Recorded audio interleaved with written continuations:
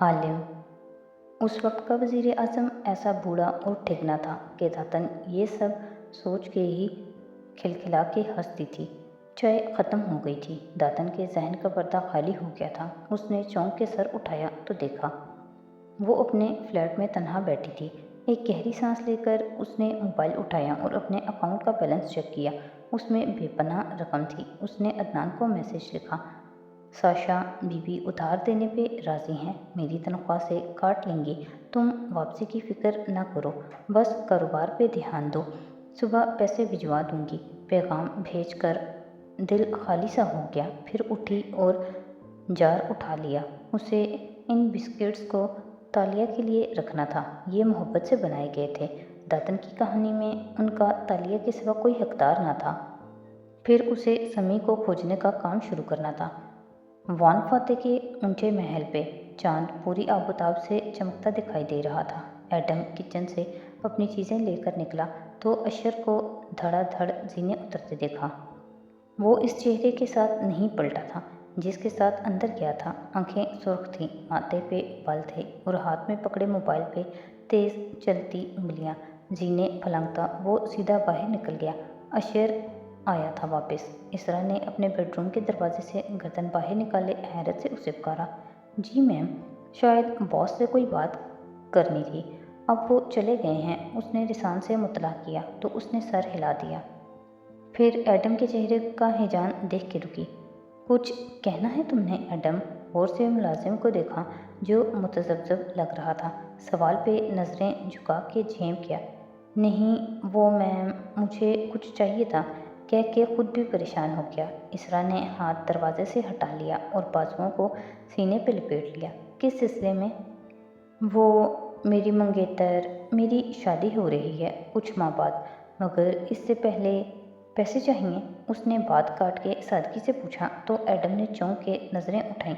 नहीं मैम, हरगिज़ नहीं। उसका जैसे दिल दुख गया था, लब भींच लिए। मुझे सिर्फ एक मशवरा चाहिए था। अच्छा बताओ, क्या पूछना है? वो नरमी से बोली तो लड़के ने आंखें उठाईं। माथे पे अभी तक उदासी से दर आने वाली लकीरें थीं। इसरा को उस पर तरस आया। 23-24 बरस का नौजवान जो अगर किसी बड़े घर में पैदा होता तो आज यूं किसी की मुलाजमत ना कर रहा होता। खैर, मेरी मंगेतर की सालगिरह है, मैं पूछना चाहता था कि उसे क्या तोहफा दूं। इतनी सी बात? वो मुस्कुरा दी। एडम के तने असाब ढीले पड़ने लगे। कोई उसका पसंदीदा परफ्यूम या किसी अच्छे ब्रांड का जोड़ा या कोई भी अच्छी किताब, अगर हो सके तो ज्वेलरी दे दो। फिर रुकी। वो सिक्का जो मैंने तुम्हें दिया था, जो तनकू कामिल के बेटे ने फातिह को गिफ्ट किया था, वो संभाल रखा था ना? जी मैम। एडम ने झट सर हिलाया। उस रोज़ तनकू कामिल के घर से वापसी पे जब एडम ने कोट की जेब से सिक्का निकालकर इसरा को इमानत वापस करनी चाहिए तो वो जो कार से निकलकर अंदर जा रही थी कुछ सोच के मुड़ी और उसे देखा। ये तुम रख लो। मैं? मगर ये तो इंटीक है। और इंटीक नहीं है ये, मगर है सोने का।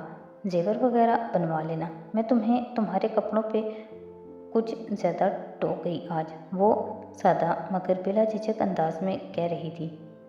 ये उसके अमदाद का तरीका था, मगर उसने फातिह साहब को दिया था। और जब जब मैं उसे देखूंगी मुझे याद आता रहेगा कि फातिह ने एक नन्हे बच्चे का कैसे दिल दुखाया है।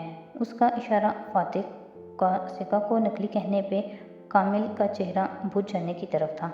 रख लो, वो शाने बेनियाजी से कहकर आगे बढ़ गई थी। जी मैम, वो सिक्का मान से संभाल रखा है, उसकी अंगूठी वगैरह बनवा लो और उसको दे दो, खुश हो जाएगी। एडम ने समझदारी से सर हिलाया और तशक्कुर से मुस्कुराया। शुक्रिया मैम। इसरा ने हल्की सी मुस्कुराहट के साथ सर को जुम्बिश दी और पीछे हट के दरवाज़ा बंद कर दिया। तुमने वो लॉकेट देखा जो मेहमान खातून तौलिया ने बेगम साहिबा को तोहफे में दिया है? वो अपना बैग उठा किचन में आया ही था कि दोनों मुलाजमीन फ्रिज खोले खड़ी खुसर पुसर करती दिखाई दी। हाँ, उफ, क्या खूबसूरत लॉकेट था। महंगा भी बहुत होगा। तुमने उसके अंदर लगे हीरे देखे हैं? पूरे 5 थे। या अल्लाह, वो हैरान हुआ। तुम लोग मालकों की चीज़ों पे इतनी गहरी नज़र रखती हो क्या? मुलाज़िमा पलटी और तनदेही से उसे घूरा। मुलाजिम का काम नज़र रखना ही होता है, चाहे आगे मालिक हों या दूसरे मुलाजिम। फटकार के इतरा दी और वापस मुड़ गई, मगर एडम मोहम्मद एकदम बिल्कुल सुन रह गया। मुलाजिम का काम नज़र रखना ही होता है, चाहे आगे मालिक हो या दूसरे मुलाजिम। जहन में बिजली का कौंधा सा लपका और उसके 14 तपक रोशन कर गया था। बैग उठा के वो बेख्तियार बाहर को भागा। तेनकू कामिल के घर के गेट के बाहर गीली सड़क वीरान पड़ी थी। रात की तारीकी को स्ट्रीट पोल्स ने रोशन कर रखा था। बारिश कुछ देर हुई रुक चुकी थी। ऐसे में सामने आगे दरख्तों की ओट में एडम खड़ा था। कोट नदार था, सादा शर्ट पैंट में मलबूस। वो आंखें छोटी करके गेट पे जमाए हुए था। बिल आखिर गेट खुला और एक मुलाजमा बाहर निकलती दिखाई दी। ये मुलाजमों की छुट्टी का वक्त था, यकीनन उसे बस स्टॉप की तरफ जाना था। एडम मोहतात कदमों से दरमियान में फासला रखे उसका पीछा करने लगा। चंद मिनट बाद वो मेन रोड पे आ गई। गाड़ियाँ जन से सामने से गुजरती जा रही थीं। मुलाजमा बस के इंतज़ार में एक जगह खड़ी हो गई। तब वो तेज तेज चलता उसके करीब आया। बात सुने, मसरूफ़ उलझे हुए अंदाज में उसे पुकारा तो वो चौंक के पलटी। सर से पैर तक उसे देखा। वो अंधेरे में खड़ा था, फिर भी वो उसे देख सकती थी। शायद बेचैनी नहीं थी, क्योंकि एटम को नहीं याद अगर इस मुलाजमा से उसका पहले आमना सामना हुआ हो। तेनकू कामिल बिन मोहम्मद के घर काम करती हैं आप? दिल ज़ोर ज़ोर से धड़क रहा था। वो झूठ नहीं बोलता था, मगर सच्चाई को खोजने के लिए आज उसे झूठ बोलना था। हाँ, क्यों? वो चौंकी थी। मुझे तालिया ने थूक निकली, जुबान लड़खड़ाई। भेजा है, तालिया ने कुछ तोहफ़े भेजे थे आपके लिए और अपनी सारी साथी मुलाजमाओं के लिए। बोलते बोलते उसे सांस चढ़ने लगा। झूठ बोलना कितना दुश्वार था। मुलाजमा की आंखों में चमक उभरी, खुशगवार हैरत। उसने तोहफ़े पाकिस्तान से भिजवाए हैं? वो तो पाकिस्तान चली गई थी ना। और एडम उसी लम्हे पत्थर का बुत बन गया। यानी तालिया वाकई उनकी मुलाजमा थी। वो सुरखरू हो चुका था। उसका सच जीत गया था। उसके अज़ा ने उससे झूठ नहीं बोला था। एडम सच्चा था, तालिया झूठी थी। जी, बदिक्कत वो बोल पाया। मगर मैं कंफ्यूज हूँ। मैंने आपको तेनकू कामिल के घर से निकलते देखा, लेकिन क्या आप वाकई तालिया के साथ तेनकू कामिल के घर काम करती थीं? ये ना हो मैं तोहफ़े किसी और को दे बैठूँ। हाँ हाँ, मैं नूर हूँ। तालिया मुझे जानती है। मगर उसने पेशानी पे आया पसीना पहुँचा, जैसे काफ़ी उलझ गया हो। और कितना अरसा आप दोनों ने साथ काम किया? सॉरी, मगर मुझे कंफ्यूज लग रहा है। आप कंफर्म कर दें कि 2 माह से। वो 2 माह पहले आई थी। उसने रेस्टोरेंट में तेनकू कामिल की बेटी की जान बचाई थी। योहानिस को एलर्जी है मूंगफली से, और उसने गलती से सलाद में मूंगफली खा ली। तो तालिया, जो वहाँ वेट्रेस थी, उसने कोई घास फूस बच्चे के मुंह में डाला, जिससे उसकी हालत संभल गई। वैसे क्या भेजा है तालिया ने? कुछ कपड़े और परफ्यूम्स हैं। बाकी मुलाजमों में भी आपको ही बांटने होंगे, मगर इतना सामान जो मैं आपके हवाले करूं और कल को आप कहीं कि तालिया आपको जानती तक नहीं। ज़रा सी हिम्मत करके बोला तो लड़की की आंखों में खफकी उभरी। कितनी दफ़ा बताऊँ कि उसको जानती हूँ? आप तालिया से बात करवा दें मेरी, ताकि वो मुझे डांटे कि मैंने उसकी दोस्त पे शक क्यों किया। मगर एक मिनट, उसने सेलफोन निकाल के एक तस्वीर सामने की। क्या ये तालिया है? वो किसी चीनी अदाकारा की तस्वीर थी। नूर ने उलझ के सर नफी में हिलाया। एडम ने स्क्रीन आगे की। एक माले अदाकारा। नूर ने अचंभे से फिर ना की। तीसरी तस्वीर वो सामने लाया तो वो सुनहरी बालों वाली तालिया थी। नूर ने गहरी सांस ली। इम्तिहान ले रहे थे आप मेरा? यही है तालिया। मगर उसने उंगलियों से स्क्रीन पे चुटकी ली और तस्वीर जूम की। अच्छी लग रही है यहाँ। बाल रंग कर लिए हैं उसने? हाँ, पहले उसके बाल स्याह थे। वो बड़बड़ाया। लगता है अच्छी जगह शादी हो गई उसकी। मेकअप वगैरह करना आ गया। शादी? वो चौंका। नूर ने आंखें उठा के उसे घूरा। क्या अभी तक नहीं हुई? शादी के सिलसिले में तो उसके निखट्टू बाप ने उसे वापस बुलाया था। सारा खानदान गरीब था, एक ही कमाती थी और सब उसके पैसे पे ऐश करते थे। मुझे लगा था किसी निकम्मे से शादी कर देंगे उसकी, मगर उसके कपड़े और ज्वेलरी तो देखो, लगता है वो अमीर है। फिर सर झटका। खैर, सामान किधर है? सामान? एडम गड़बड़ाया। जल्दी से फ़ोन उसके हाथ से लिया। وہ میں کل لا دوں گا، آپ کی بس آ گئی ہے۔ نور نے مڑ کے دیکھا، بس خرامہ خرامہ چلتی قریب آ رہی تھی۔ اس نے بیگ اٹھایا اور واپس پلٹی۔ اچھا کل صبح میں، مگر بات ادھوری رہ گئی، پیچھے کوئی نہ تھا، ایڈم جا چکا تھا۔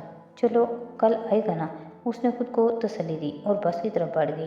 وہاں سے جلدی سے کھسک کے ایڈم ایک دوسری بس پکڑ کر گھر آ گیا تھا۔ وہ حیران تھا، شاکڈ تھا، خوش تھا، وہ سچا تھا۔ وہ لڑکی وہ نہیں تھی جو وہ خود کو کہہ رہی تھی۔ وہ شاید بہروپیہ تھی، فاتح کو قتل کرنا چاہتی تھی۔ ہاں یہ بات ہو سکتی تھی۔ یا اللہ آقا، مجھے اس جھوٹ کے لیے معاف کرنا، میرے پاس سچ ثابت کرنے کا کوئی اور طریقہ نہ تھا۔ وہ خطرناک لڑکی ہے، وہ مسز تینگو کامل اس کو اس دن صاف بچا گئی تھیں۔ سب جھوٹ بول رہے تھے نا، تو انہیں مات دینے کے لیے مجھے انگلیاں ٹیڑھی کرنی پڑی۔ وہ کانوں کو ہاتھ لگاتا توبہ کرتا اپنے گھر کا چھوٹے دروازہ کھول رہا تھا۔ دڑبے میں بیٹھی مرغی نے زور کی کٹاک کی، اس کے پروں تلے چھپے ننھے چوزے چو چو کرنے لگے۔ ایڈم نے ہوش کیا تو مرغی کے پر جو کھل گئے تھے دھیرے دھیرے تھم کے سمٹنے لگے اور وہ پرسکون ہو گئی۔ ایڈم دبے قدموں گھر میں داخل ہوا، آہستہ سے چابی گھمائی، لبوں پہ پرجوش مسکراہٹ تھی اور آنکھوں میں فتح کی چمک، جسم میں توانائی سی بھری تھی۔ دھیرے سے اندر آیا اور سیدھا اپنے کمرے کی طرف بڑھ گیا، مگر پھر ٹھٹکا۔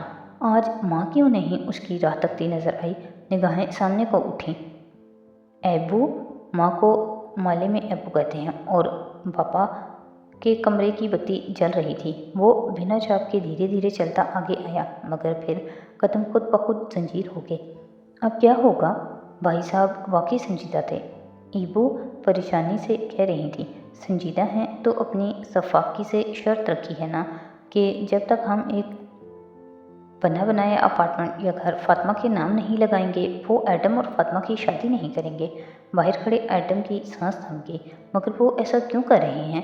جانتے تو ہیں کہ ایڈم محنتی ہے اور جلد اس کو نوکری مل جائے گی، اور ان کی طرف سے دیکھو تو بات غلط بھی ہے۔ جب انہوں نے ایڈم سے فاطمہ کا رشتہ طے کیا تھا تو ایڈم فوج میں تھا، اس تک کا مستقبل ان کو روشن نظر آیا تھا، لیکن اب ایڈم کے پاس جاب نہیں ہے، وہ بغیر کسی سیکیورٹی کے فاطمہ کا ہاتھ اس کے ہاتھ میں نہیں دے سکتے۔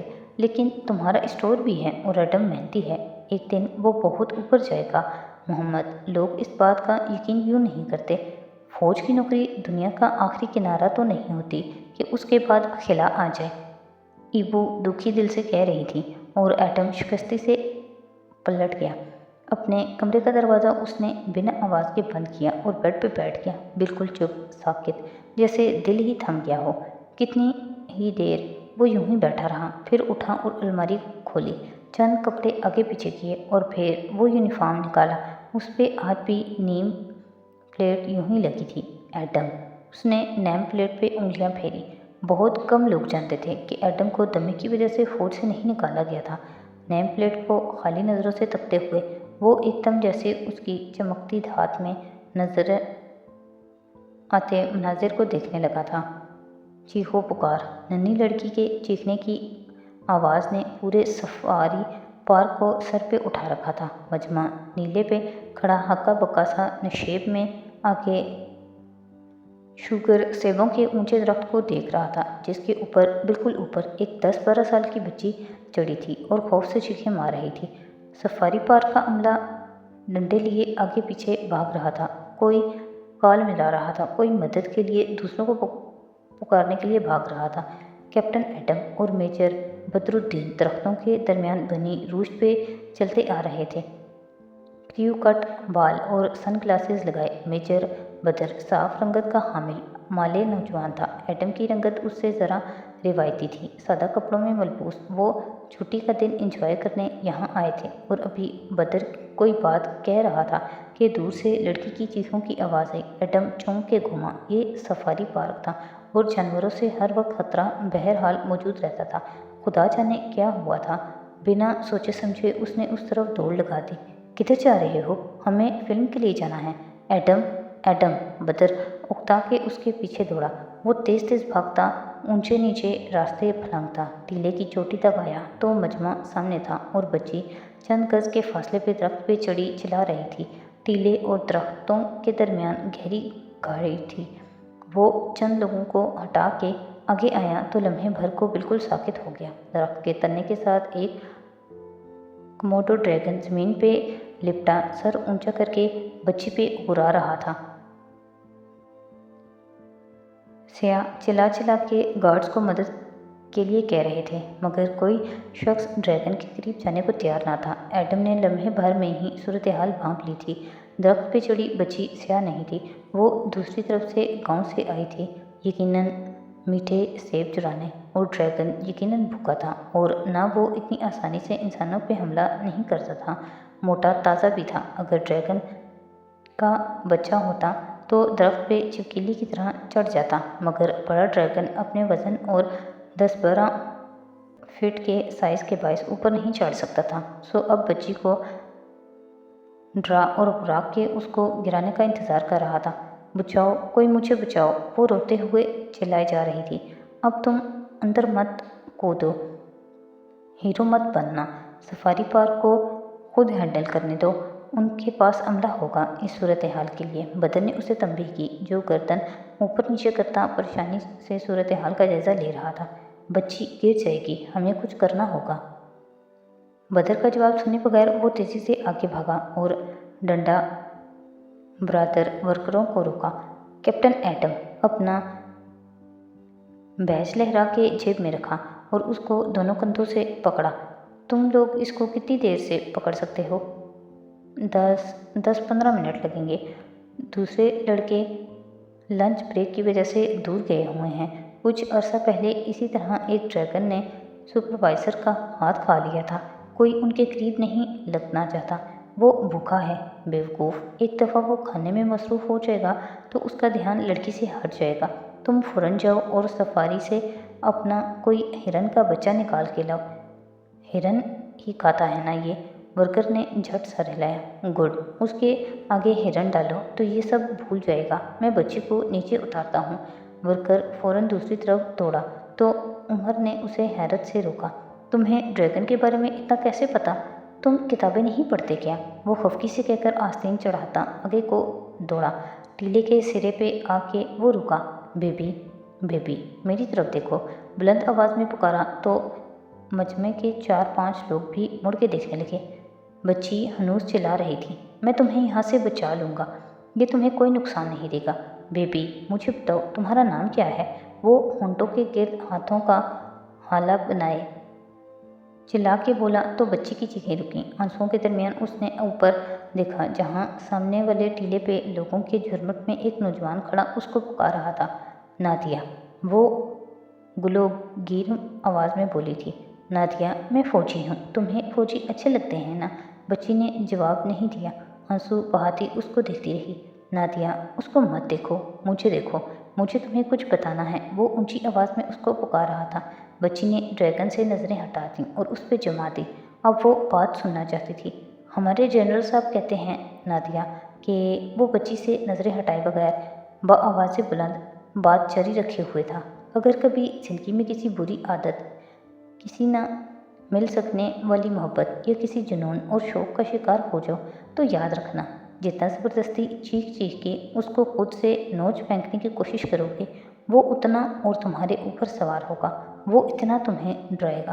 तुम सुन रही हो ना नादिया? किसी खौफनाक दरिंदे की तरह 2 चीज़ें हमें डराती रहेंगी, दरख्त की शाखें जकड़े। बच्ची ने भीगी आंखें उसी पे जमाई हुई थीं। वो कहते हैं इन चीज़ों का मुकाबला भी ऐसे ही किया जाता है जैसे किसी बड़े खौफनाक दरिंदे का किया जाता है। पता है कैसे? पुरसुकून होकर खामोशी से बैठ जाओ, ज़हमत छोड़ दो, डरना छोड़ दो। अपनी ख्वाहिश, जुनून, पागलपन से जब हम डरना छोड़ देते हैं तो वो फेज़ गुजर जाता है। तुम पुरसुकून होके उसके गुजर जाने का इंतज़ार करो, रिलैक्स करो। ये तुम्हें नहीं कुछ कह सकता। जब तक तुम पुरसुकून रहो, बहादुरी उसको कमज़ोर करेगी, तुम्हारा खौफ उसको मजबूत करेगा। सुना तुमने नादिया? बच्ची ने गहरे सांस लेते हुए अस्पात में सर हिलाया। वो अभी तक शाखों को मजबूती से पकड़े हुए थी। उसे तुम्हारी शायरी नहीं समझ आएगी एडम, बदर ने उकताहट से उसे टोका था। شدید حالات میں کوشش بھی شدید کرنی چاہیے۔ وائلڈ لائف کے ورکرز تیزی سے دوڑتے آ رہے تھے۔ کسی نے ڈریگن کے سامنے کٹا ہوا ہرن پھینکا، باقی ڈنڈے لیے فاصلے پہ احتیاط سے کھڑے ہو گئے تھے۔ ڈریگن نے خوشبو سے ایک دم گردن موڑی اور تیزی سے اس طرف ڈینگا، درخت سے دور۔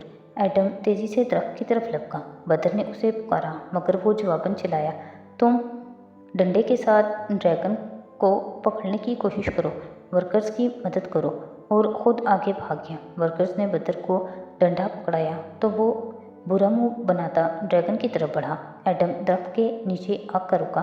ڈریگن چند قدم کے فاصلے پہ تھا۔ اس کی طرف پیٹھ کیے ہوئے وہ ہرن کے کٹے جسم میں منہ ڈالے دیوانہ وار اسے کھا رہا تھا۔ ایڈم نے سر اونچا کر کے اوپر چڑھی خوفزدہ بچی کو دیکھا۔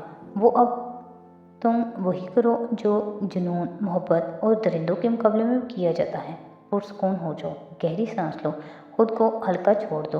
آگے کیا ہوگا کہ خوف سے نکل آؤ، مجھ پہ بھروسہ کرتے ہوئے چھلانگ لگا دو، خود کو ہوا کے حوالے کر دو، میں تمہیں پکڑ لوں گا۔ شاباش نادیہ، وہ بازو پھیلائے کہہ رہا تھا۔ آواز اب کے کافی مدھم تھی۔ مجمع کی سانسیں تھم گئی تھیں۔ ورکرز ڈنڈے پکڑے ابھی بھی دور کھڑے تھے۔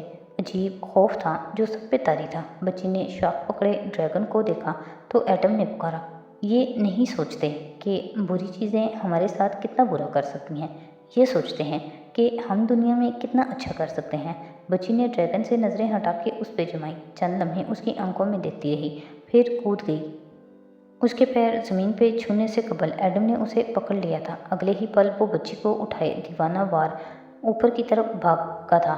مجمع خوشی سے شور مچانے لگا اور بدر سمیت ورکرز ڈنڈے لیے ڈریگن کی طرف بھاگے۔ اس کو اب لگام ڈالی جا سکتی تھی۔ کیا اب یہ اس کو مار دیں گے؟ اس کی گردن کے گرد بازو پھیلائے اس سے لگی بچی نے سراسیمگی سے پوچھا۔ وہ اسے اٹھائے ٹیلے تک آ پہنچا تھا۔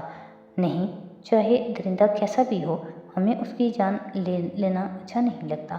لیکن اس نے ایک محفوظ جگہ پہنچ کے بچی کو زمین پہ اتارا اور اس کے ہاتھ تھامے اس کے سامنے پنجوں کے بل بیٹھا، پھر اس کی آنکھوں میں جھانکا۔